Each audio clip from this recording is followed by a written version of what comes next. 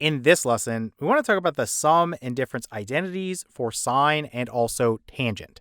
All right, so we talked about the sum and difference identities for cosine. Now we're just moving on and talking about the sum and difference identities for sine and tangent.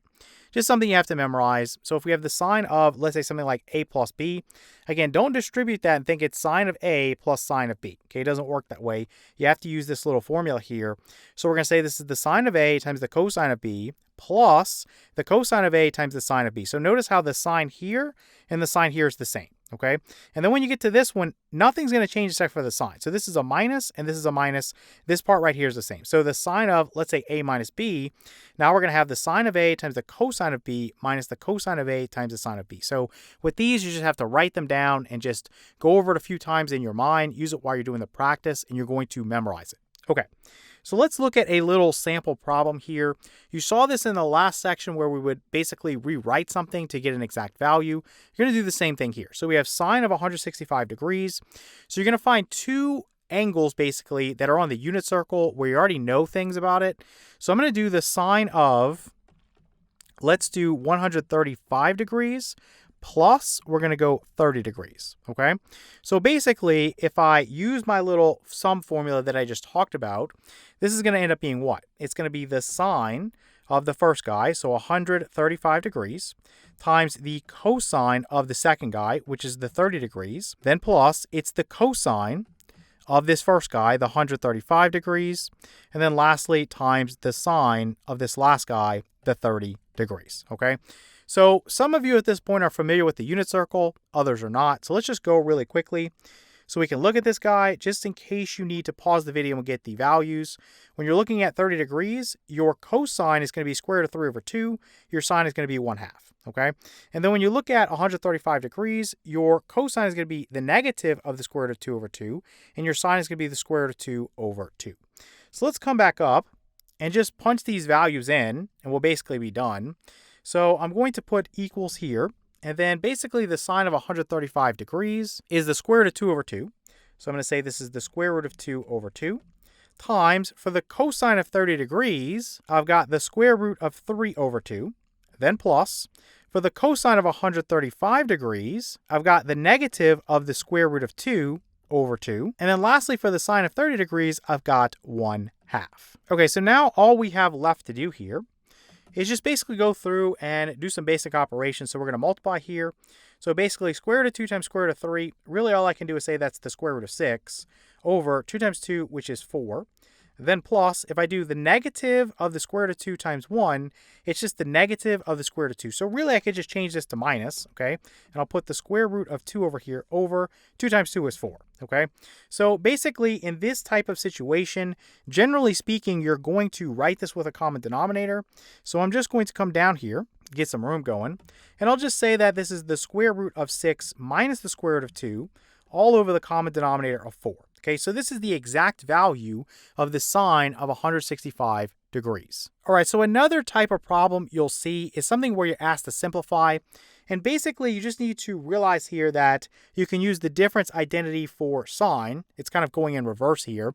But basically, to solve this problem and to simplify. So if you notice here, you have sine of 3 theta times cosine of negative 2 theta minus the cosine of 3 theta times the sine of negative 2 theta. Okay, so if you notice here, this angle right here and this guy right here, it's the same.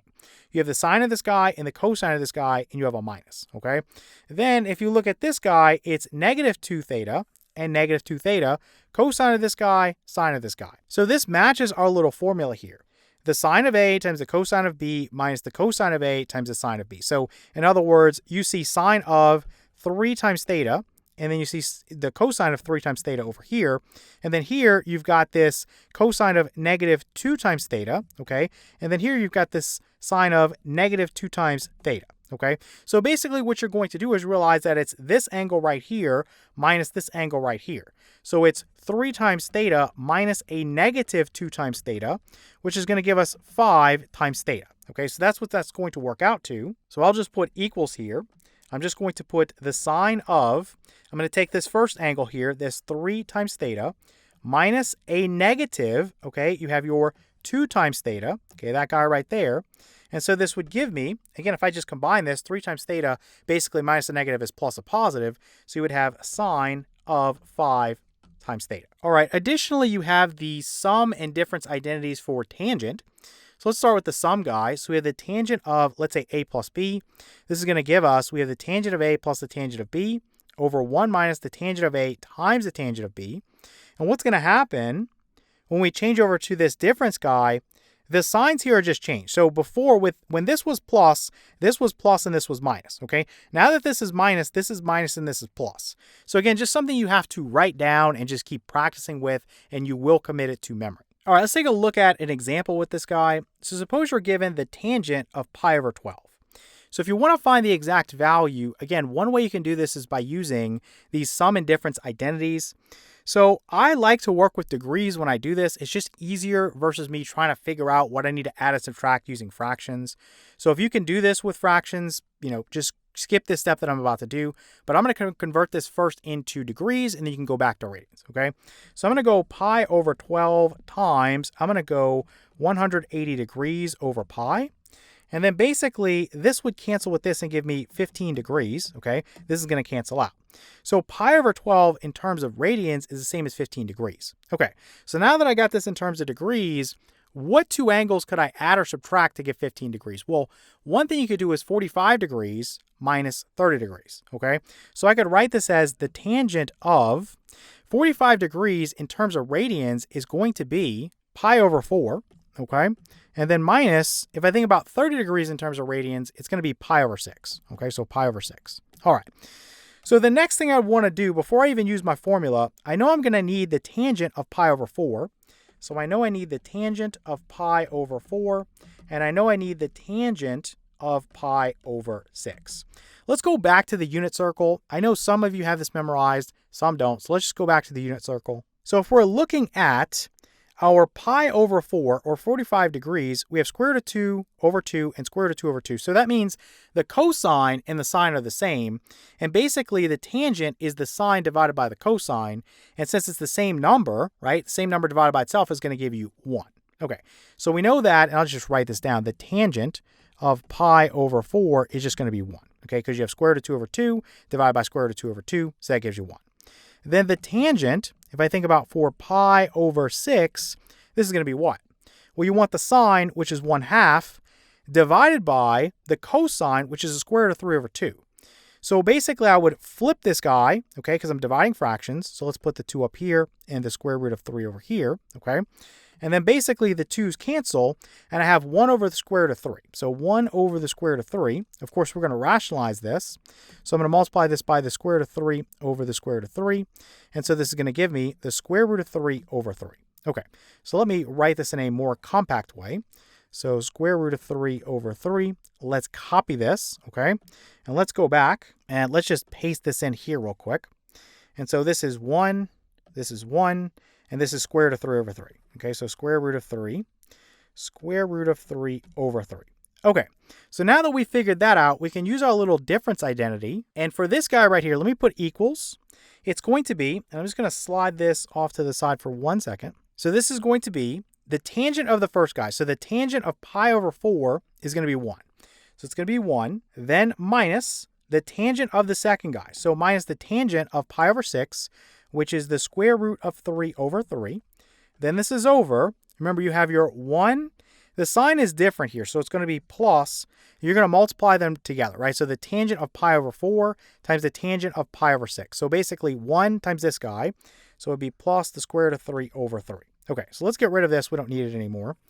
Now, basically, you have a lot of different options here when it comes to simplifying, okay?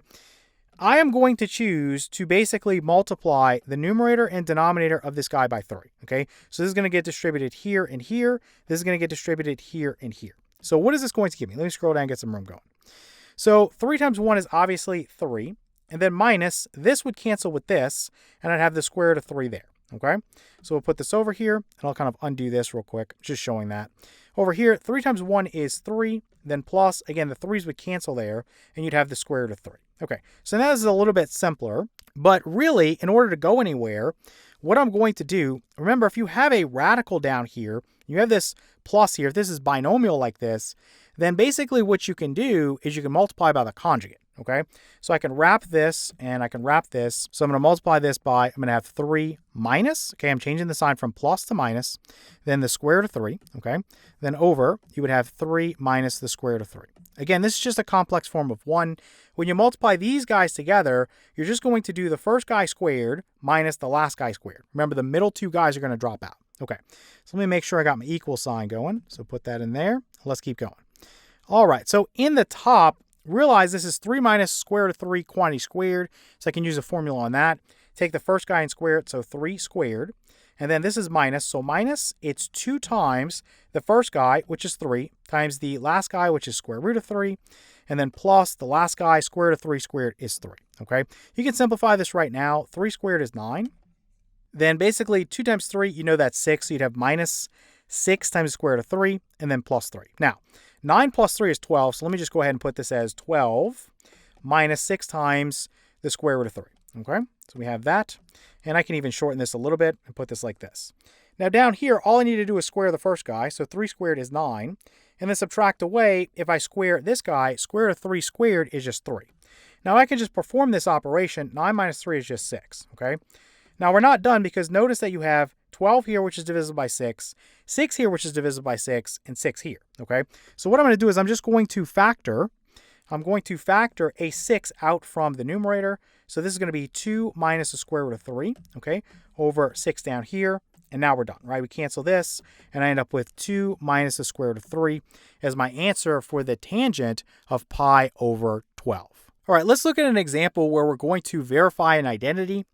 So we have the cosine of beta is equal to the sine of, we have this pi over 6 plus beta, and then plus we have cosine of, we have pi over 3 plus beta. Okay, so basically we always want to work on the more complex side. Obviously the right side is way more complex. So I'm just going to put equals over here. Okay, and normally we line this up, but I want to give myself lots of room. So basically what I'm going to do is I'm going to use my sum identity here and my sum identity here. Okay, so I'm going to first say that I have the sine of this pi over 6 times the cosine of this beta, okay? Then plus, okay, so now I'm going to do the cosine of this guy right here. So let me change color. So I'm going to go the cosine of this, in this case, pi over 6, and then times you have your sine of beta. So your sine of beta. Now, additionally, I want to do the same thing with this cosine guy. So I'm going to put plus here. Remember how to do this. I'm going to go cosine of this guy. So cosine of pi over 3, and then times the cosine of the next guy, so cosine of this beta here. And then if this is plus, it's going to go minus, right? So the signs are going to be different there. And then now I'm going to do the sine of this guy, sine of pi over 3, times the sine of beta. Okay, so now what we want to do is think about what can we replace? Well, think about the fact that you have the sine of pi over 6 and the cosine of pi over 6. So coming back to my unit circle, again, when we think about pi over 6, the sine is a half and the cosine is square root of 3 over 2. So let's just write this down. So we have the sine of pi over 6 is 1/2. And we had the cosine of pi over 6. That's going to be the square root of 3 over 2. Now, additionally, we were also working with this pi over 3, right? So we need the sine and cosine for that guy as well, okay? So the cosine for pi over 3 is going to be 1/2. And the sine for pi over 3 is going to be the square root of 3 over 2. Okay, so let's go ahead and grab this guy, and we're going to cut it away. And I'm just going to come down here real quick and paste this in so we have it. So let's just replace the sine of pi over 6 with 1/2 and the cosine of pi over 6 with square root of 3 over 2. Okay, so let's come up here. So let's go ahead and put equals. Instead of the sine of pi over 6, I'm going to put 1/2 and then times my cosine of beta. Okay. Plus, for this guy right here, I'm going to put the square root of 3 over 2. So the square root of 3 over 2 times my sine of beta, okay? And so let's get rid of these two right here. We don't need them anymore. And let me scroll down a little bit, and I'll drag these up into our visual range, okay, so we can work with them. Let's come back up here real quick. So now we want to replace this cosine of pi over 3. So I'm going to put plus. This guy is going to be 1/2. And then times your cosine of beta. Okay, so let's get rid of this. And then lastly, I'm going to put this minus here we have the sine of pi over 3, which is the square root of 3 over 2. So let's get rid of this. And this is times our sine of beta. Okay. And sometimes I put multiplication signs and sometimes I don't. You don't need it. Sometimes I just put it there. Okay. So let's scroll down a little bit, get a little bit more room going. Let's think about what we can do. So we'll notice here that this guy right here, okay, and this guy right here, those can be canceled, right? You have the square root of 3 over 2 times the sine of beta, and then you have the negative of that. So I can just cross that out. Those are gone. So basically I can say this is 1/2 times cosine of beta plus 1/2 times cosine of beta. So let's stop for a second. Remember what we're trying to get. We're trying to just get the cosine of beta. So basically, if you have a half of something plus another half of something, you have one of that thing. You basically have a common denominator here, right? You could say this is the cosine of beta plus the cosine of beta over 2, right? And you have 2 of this. So let's go ahead and come down here and just say that we have basically 2 times the cosine of beta over 2. And we can cancel that. And lastly, we will say that we have the cosine of beta, okay? And so we've verified our identity. All right, let's look at one other type of problem here. We're going to be asked to find the sine of theta plus beta, the tangent of theta plus beta, and the quadrant of theta plus beta. So a very common type of problem. Unfortunately, they do take a while to work out. So let's go ahead and come down here. And for this one, I'd like for you to try it on your own before we even go. We did a similar problem with cosine in the last lesson. So we have sine of theta is equal to 4/5. We have the cosine of beta, which is equal to the negative of 5/13. And then we're told that theta is in quadrant 2 and beta is in quadrant 3. Okay, so how do we figure this out? Well, what we need is the cosine of theta. So that equals what? Okay, that equals what? And we need the sine of beta. So that equals what? Okay, if we have these two pieces of information, then we can use our little formulas that we've been talking about in the lesson. Okay, so basically, how do we get this? If we know the sine of theta is 4/5, well, I can start off by saying, well, the sine squared theta plus the cosine squared theta equals 1. Okay, remember your Pythagorean identity. So I can plug in here a 4/5, and that's going to be squared, right? So 4/5, and this is going to be squared. So this ends up being 16 over 25 plus the cosine squared theta is equal to 1. Again, I'm just going to move this over here. So let me scroll down a little bit. I'm just going to say that I have cosine squared theta is equal to, if I subtract this away from each side, I'd have 1 minus 16 over 25. If I make this as 25 over 25, then basically 25 minus 16 is 9, so you would have 9/25, okay?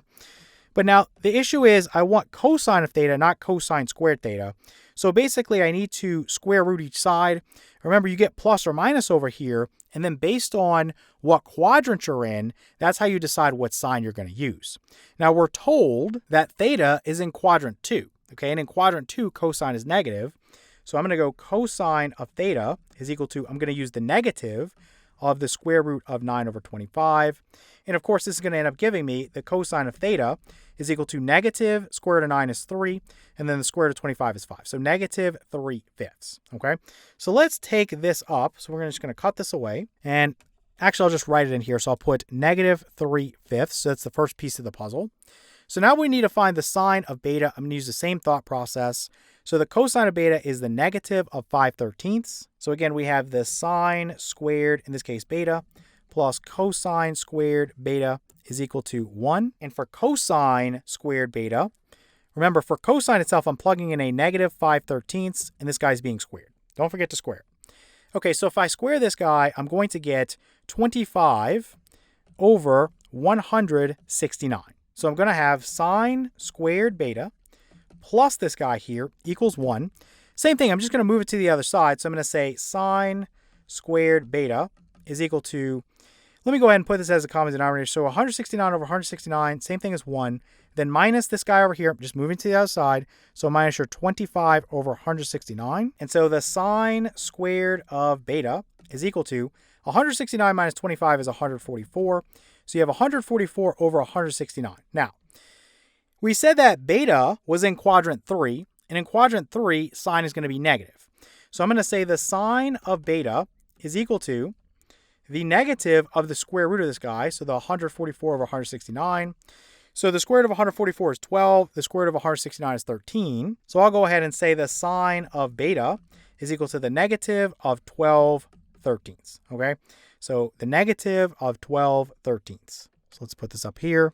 The negative of 12 thirteenths. Okay, so we are officially ready to answer this part up here, the sine of theta plus beta. Okay, so basically you would have the sine of theta plus beta is equal to the sine of theta, which is 4/5, multiplied by the cosine of beta, which is negative 5/13. Okay, then plus you have your cosine of theta, which is negative 3/5. And then times your sine of beta, which is negative 12/13. Okay, I'm going to wrap this in parentheses so I don't make a silly sign mistake. Now, in a lot of cases, you'll notice when you're multiplying here, you can cross cancel. Here, notice that you have 5 times 13 and 5 times 13. So don't cancel this because you're going to want to have a common denominator. I make that mistake all the time, so I'm just going to stop you from doing it. Okay, so basically 4 times negative 5 is negative 20. And this is over. 5 times 13 is 65. Then plus, negative times negative is positive. So 3 times 12 is 36. Over 5 times 13 is again 65. Okay, so to finish this up, I'd have negative 20 plus 36, which is 16, and then over the common denominator of 65. So sine of theta plus beta is 16 over 65. So let's just erase all this work. So sine of theta plus beta is equal to 16 over 65. Okay, so how do we get the tangent of theta plus beta? Well, first, I need the tangent of theta, and I also need the tangent of beta. So how do I get that? Remember, for the tangent, you divide the sine by the cosine. So if I think about, let me go down here because we're going to forget stuff. So if I want the tangent of theta, it's going to be the sine of theta, which is 4/5. So 4/5 divided by the cosine of theta, which is negative 3/5. Again, we're dividing fractions. So flip this guy. I'm going to multiply by the reciprocal. So times 5/3. This cancels and I get negative 4/3. Okay. So let me just scooch this down. So this is going to be negative 4/3, okay? And then we want the tangent of beta. So how do we get that? Same way. So I'm going to do negative 12/13. Let me change my ink here. And then times over here, I'm going to flip this. So I'm going to do negative 13/5. And again, stuff's going to cancel. So this cancels with this. Negative cancels with negative. That's positive. So you have 12/5, right? So this is positive 12/5. Okay. So let me drag this back up. So let's cut this away. And let's paste this in here, okay? And let's see if we can figure out what the tangent of theta plus beta is. Again, I take the tangent of the first guy. Let me write this off to the side. So the tangent of theta plus beta, okay? So the tangent of the first guy, which is negative 4/3, then plus the tangent of the second guy, which is 12/5. This is over. We want 1, again, this is plus because it's the same as this. This is going to be minus, right? So this is always different. This is always the same. So 1 minus, multiply the 2 together. So it's negative 4/3 times your 12/5, okay? And let me get rid of this now. We don't need it just so we have some room. So let's move this over. Let's move this over. Okay, put this over here. And I'm going to drag this up here a little bit. And I'm just going to scroll down a little bit. We'll come back up in a second. So the best way to do this, let me just put equals over here. I'm not going to get a common denominator yet. So I'm going to go negative 4/3 plus 12/5 over. For this one, I'm just going to multiply. Negative 4 times 12 is going to be negative 48. And this is over. 3 times 5 is 15. And you've got 1 minus this, okay? So what is the LCD if I think about all the fractions involved? If I think about 3, and that's a terrible 3, so let me make that better. So if I think about this 3 here, let me get off the marker mode. So this guy, the 3, the 5, and the 15. Well, it's 15, right? So the quickest way to do this, in my opinion, is to multiply the top and bottom by 15, okay? So I'll save you a lot of time. We'll go ahead and distribute this here, and then here, and here, okay? So first off, minus a negative is the same as plus a positive, okay? You can just change that right away, so you have to deal with it. And you'd have 15 divided by 3 is 5. 5 times negative 4 is going to be negative 20.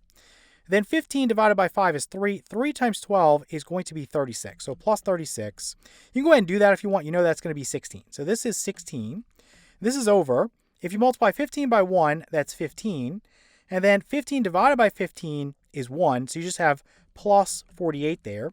So what's 15 plus 48? It's going to be 63. Okay, so this guy's going to be 16 over 63. And I could put equals there. But really, I'm just going to erase all of this. And I'll just put a little line here, put the tangent of theta plus beta is equal to, and let me just paste that in, my 16 over 63. Okay, so sine of theta plus beta is 16 over 65.